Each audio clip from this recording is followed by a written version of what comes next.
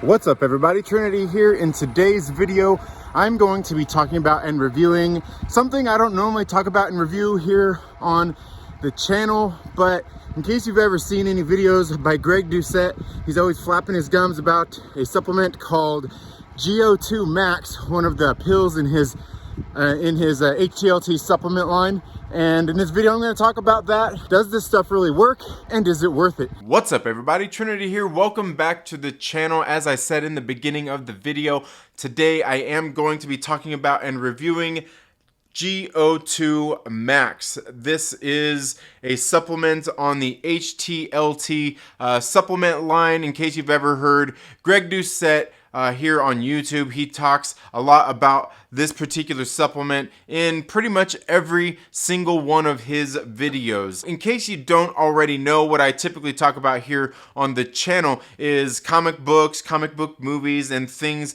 of that sort. This is a little out of the usual kind of content that I do here. If you like what you're seeing in this video or anything else on the channel, please make sure you subscribe, click the little bell, and all of that good stuff. In case you guys don't know, I am a cyclist. It's something I've been doing for about 15 years of my life, maybe a little over that at this point. I am a roadie, so I spend most of my time out on the road. What prompted this video was this year I was going to do my Tour de France challenge. Now what that is something I started a handful of years ago, where what I try to do is I try to go out there and ride half the miles that they do in the Tour de France in the same amount of time. It's 21 days. It's a 21-day race. It's something that I've done for several years. I've had a few years off where I haven't done this Tour de France challenge, and this year I decided it was something that I wanted to try to do again. Kind of setting the stage up for that, I'm actually going to go over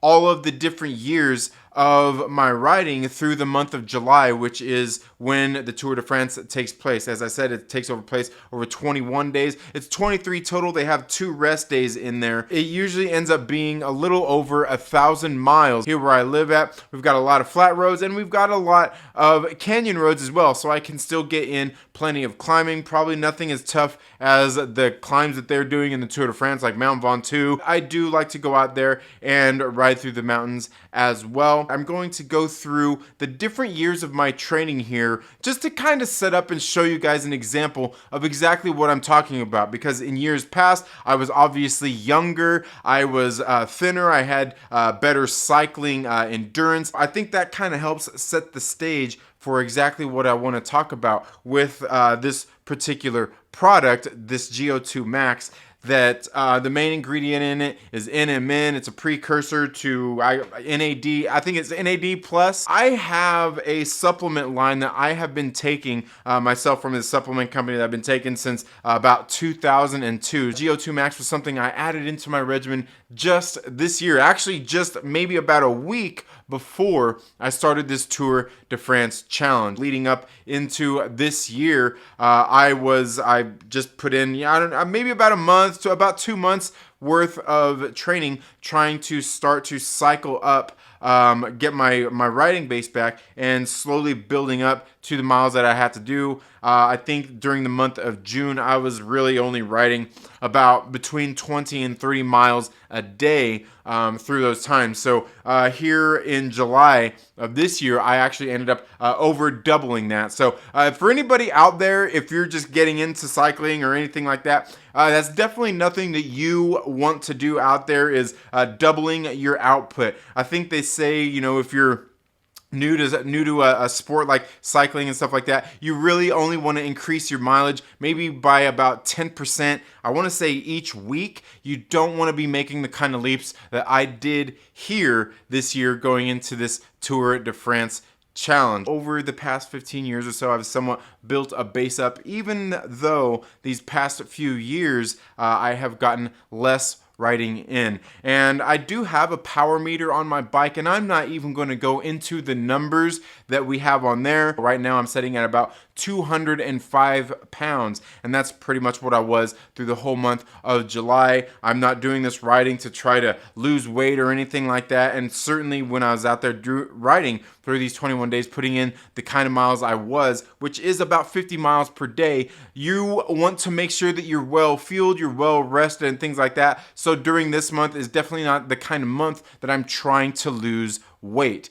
Could I have trimmed back a little bit here and there? Absolutely. But here over this month, I would say is pretty much getting more the foundation for getting a lot of my foundation, my base back, getting into cycling. And during the month of July, this 21 days or 23 days more like it consistently was something that actually kind of helped build my base back. It got me into that regularity. You know, they say it takes 21 days to form a habit. And I would say after these 23 days that I rode, was doing this challenge, it actually got me motivated and got me regular back on the bike. And I have been regular back into it, doing group rides with a lot of the guys that I used to ride with before. Now they've got, when like the last time that I went on some of the group rides, we had a much smaller group. There wasn't a whole lot of us. And, you know, at that time, I was definitely one of the stronger riders. Now we've got a much bigger group, got some younger guys out there, and these guys are pretty hardcore. They are burying me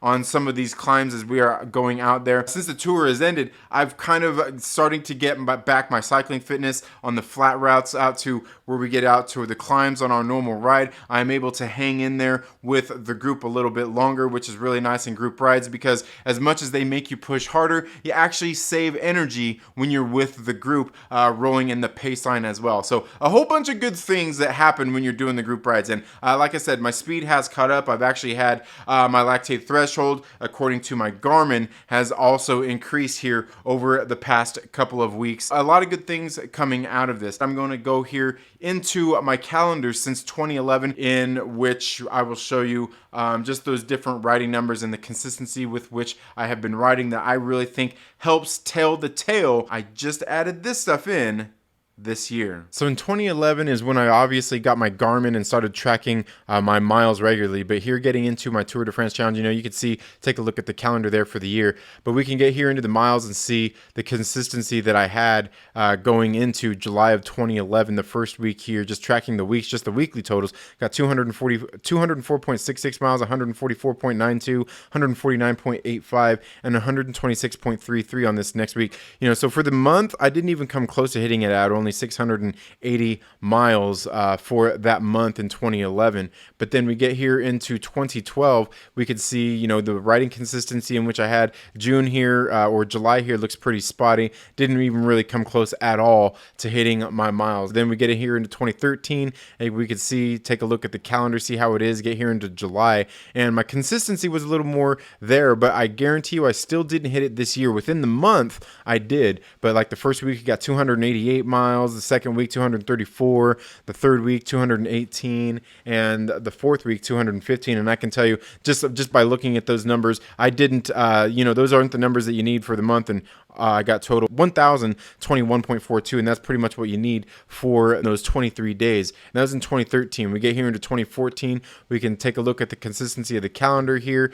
July just wasn't there at this point. My son was actually getting ready to be born this next week. I just don't have the consistency in miles here, just looking at the weekly total. Then we get here into 2015, and this was the first year that I really hit it. You can take a look at the calendar there, see the consistency with which I was riding. Then we get into the miles here in the second week here on July 2015. These are closer to the numbers that you need to hit, and this is where I actually hit it this first time this year at 50% of the miles in the same amount of days. It was 323.24 miles. We got 126.28 miles, 339.35 miles, and then this last week 245.60 miles. And these last three rides here from the 28th to the 30th would be extra miles, just like miles that I did afterward. But this was the first year that I hit it. But you can see the consistency of the miles that I've got done here. You know, on this first day, I was trying to mimic the same route they were riding, but you can see a lot of the rides, there's peaks and valleys. You know, on this first day, you know, got about 15 miles, got 55 miles here, 50 miles, 69 miles, 49, 39, 43, 54.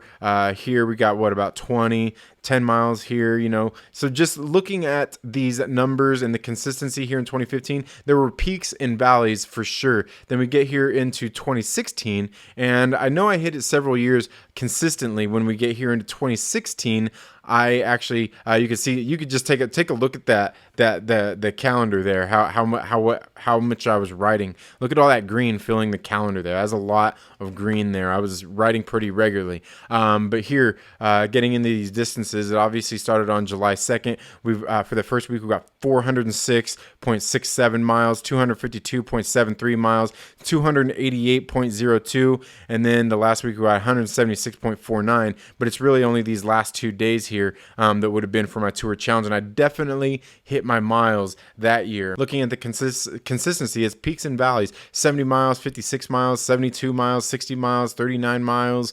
Here we've got about 50 miles, 58 miles, 49. So 50 miles on this day, you know, 15 miles, 58. 30 miles here plus 10, you know, 40 miles, 37 miles, 11 miles, 80 miles, 38, 55, 11 miles, 40 miles, 20, 40, 102, and 50. So you can see the peaks and valleys in which I was hitting there. There wasn't really a consistency in days that I was doing the rides. Then we move here going into 2017, and you can take a look at the calendar, a little more spotty, but still getting here into July, had 1,024 miles. But looking at this first week, we got 361.17 miles, 260.64 miles, 263.01 miles, in this last week 105.90 miles. And I can tell you I hit my miles that year. And in 2018, I actually crashed my bike on this Saturday morning ride. I was going out,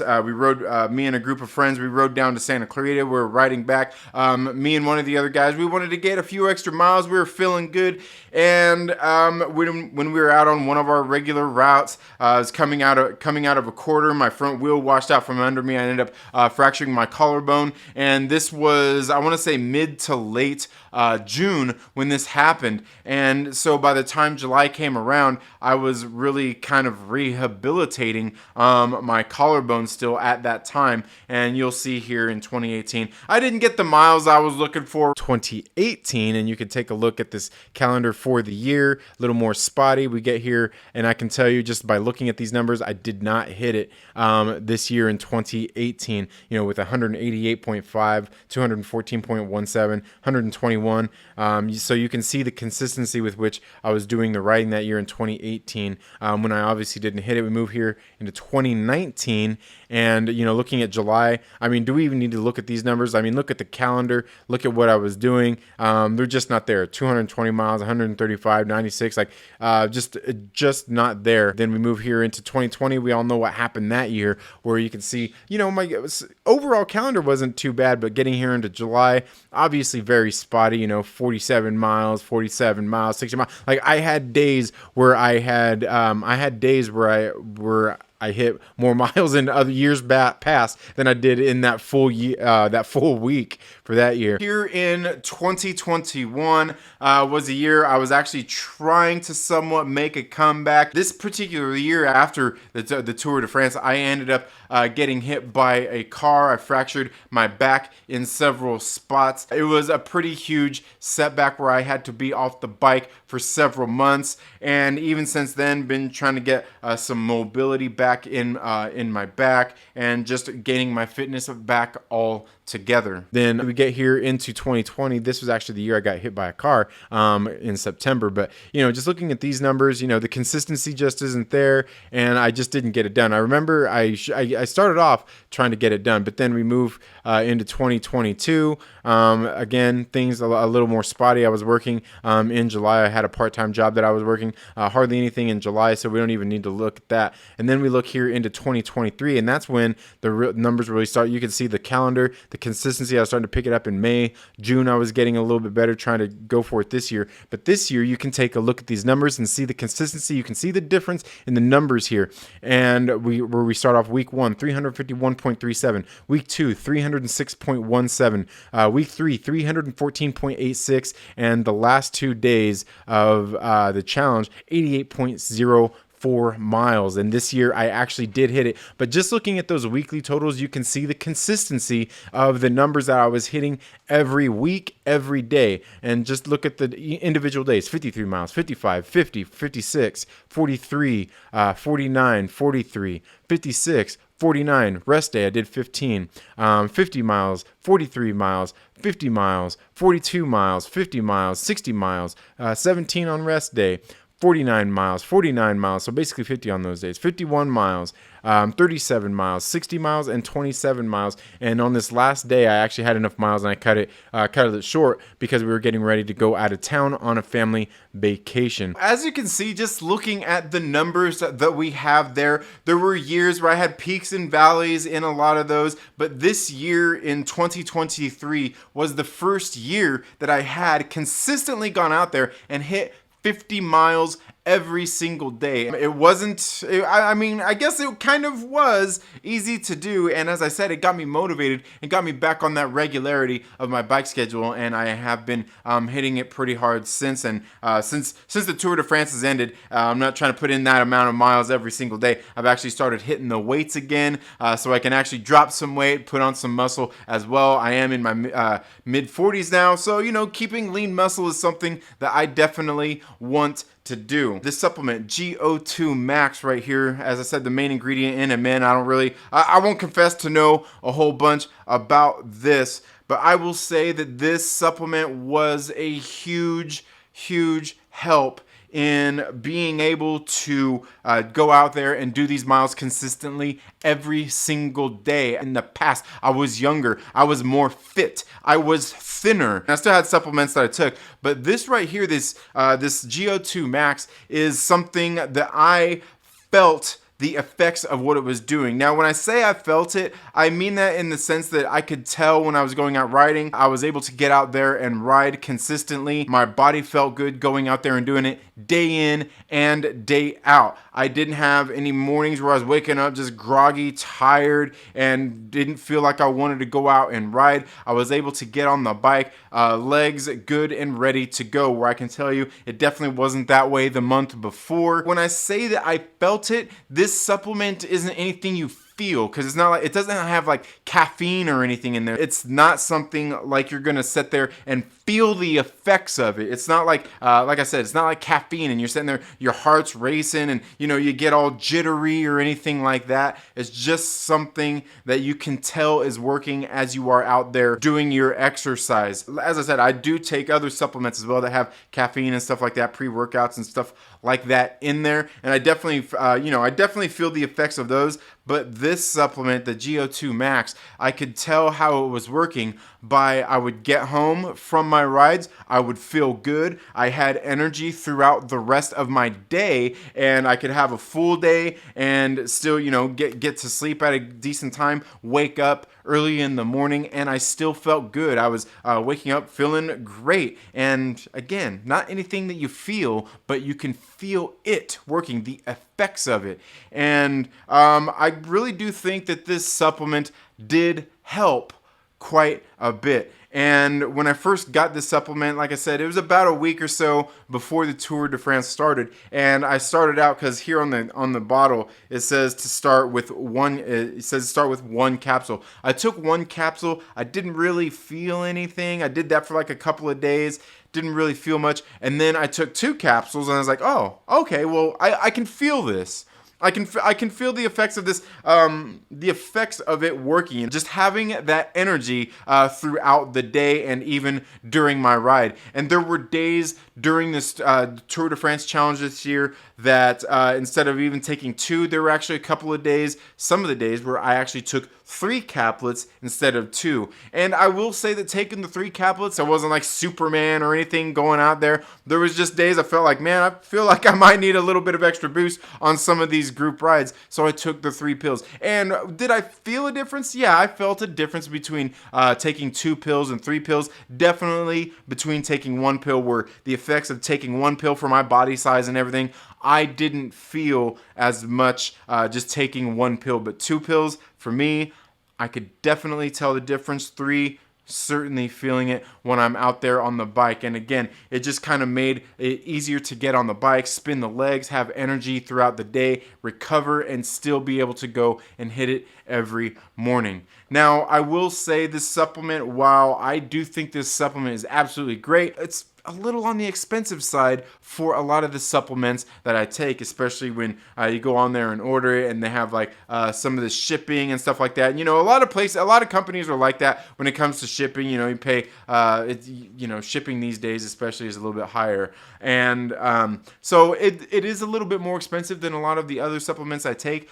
But for the power and the effects of what this supplement does, I think it's absolutely great. It's definitely going to be a regular part of my supplement regimen, especially when I am going to go out and do bike rides. I've actually even been taking it on days when I am doing some of my strength training as well. And taking this product, it actually made me want to try some of the other supplements that Coach Greg has there through his Harder Than Last Time supplement line. He's got different pre-workouts, proteins, and things like that. There's a couple of those other products that I am interested in trying. I am somebody who as I said earlier, I've taken supplements for since about 2021 pretty regularly. So for well over 20 years, I've taken supplements. I do believe in supplements. I do believe they work. I don't think they're just a waste of money or anything like that. And this bottle is so tiny. Like the camera doesn't even, I can't even show you on the camera how tiny this little bottle is. But this product really does work, and I can't stress how much it does work. I think it's an absolutely great supplement if you're looking for something to help you in your workout regimen. I would say even if that's working out, just lifting weights, strength training, I think you should definitely do plenty of cardio as well. I absolutely love doing cardio. I'm a cyclist. I've got a whole bunch of a fleet of bikes here in my garage too. So it's something that is definitely a part of my life.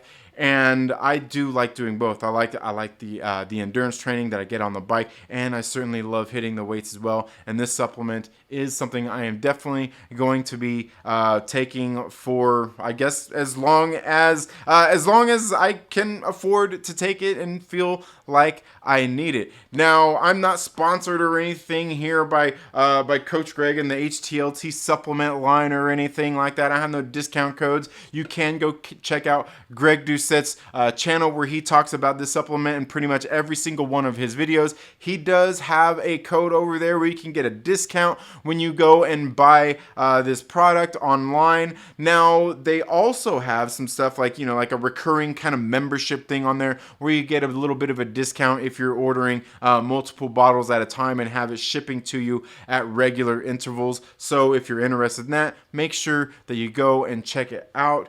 But as I said, for me, I think it's absolutely great. I will be taking the supplement for, I don't know, like I said, for the foreseeable future. But thank you all so much for being here. Let me know down in the comments below if you've ever tried GO2 Max. Has it worked for you? Let me know all your thoughts down in the comments below, and we'll see you in the next video. Later.